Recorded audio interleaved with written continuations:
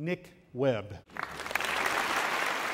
There were all of these indicators that suggested that maybe innovation itself has just been reinvented.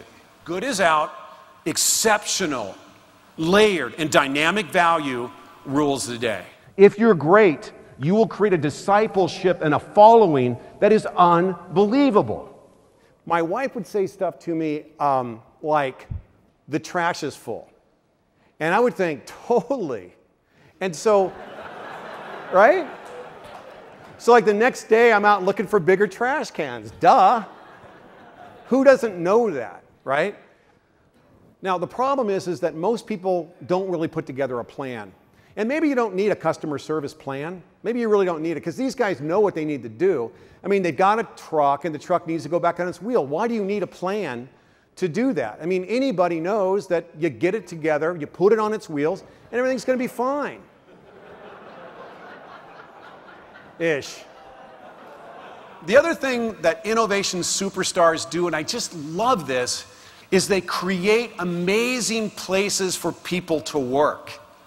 And they honor and respect and genuinely love the people that work there. Oh, do they hire salespeople? Of course not. Why would you hire salespeople? Everybody hates salespeople. So what they do is they hire disciples of the religious order of Apple, right? Have you ever talked to these guys? It's like they're scary sometimes, right? But they're not selling you anything. They just love the stuff so much.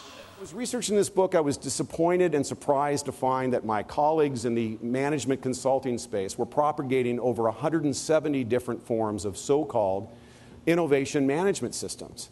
And these systems were designed to take organizations to a new level of innovation.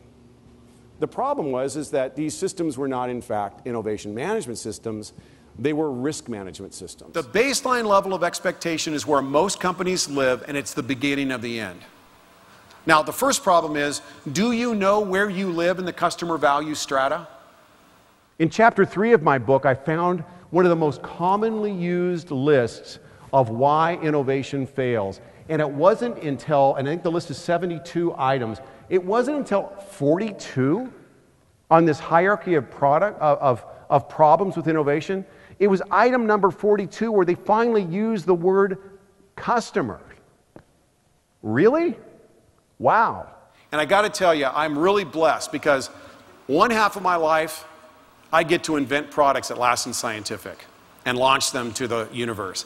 On the other side of my life, I get to work with some of the best companies in the world to help them build governance and framework around innovation. So I really sort of see this from two perspectives, and I think you'll find some interesting themes here that you'll be able to apply in your business. They're hiring chief listening officers. And the reason that's good news is the organizations that have learned to participate, to co-create, and to collaborate in the digital sandbox in an authentic way, not as a corporation, but genuinely in an authentic way to communicate with these digital tribes, they are developing extremely relevant products.